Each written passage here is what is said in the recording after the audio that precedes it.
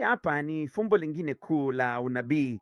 Unaona, sote tumeambiwa kwamba miezi 42, siku 1260 na wakati na nyakati na nusu ya wakati kwa namna fulani zimeunganishwa pamoja. Watu wengine wamesema kwamba miezi 42 ni sawa na siku 1260 na kwamba chochote tunachosoma kinapaswa tu kuunganisha pamoja, na wanasema kwamba wakati na nyakati na nusu ya wakati viko peke yake. Lakini wengine watakwambia hapana, miezi 42 iko peke yake na siku 1260 pamoja na wakati na nyakati na nusu ya wakati ndivyo vinavyopaswa kuunganishwa pamoja. Unajua kwa nini wanatuambia hivi?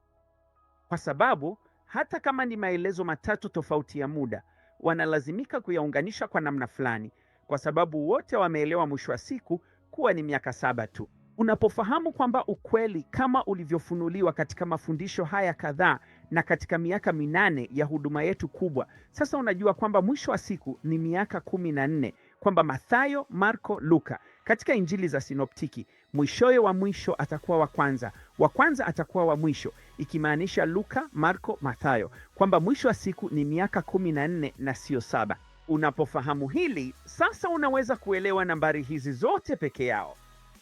Mwanzo wa dhiki, karibu nusu ya kwanza ya mihuri, ni vita vya tatu vya dunia. Sio hadi karibu katikati ya mihuri ambapo yule mnyama anapata mamlaka yake ya kuendelea kwa miezi 42, na wakati huo mwishoni mwa miezi yake 42 anaharibiwa na Bwana anapokuja juu ya mlima Sayuni wa mbinguni. Kisha unayo siku 1260 za mashahidi wawili kutabiri. Mwisho wa siku zao 1260 utakuwa umefika takriban miaka 10 na nusu ndani ya dhiki, na shetani sasa anatupwa chini na shimo linafunguliwa na yule mnyama anarudi.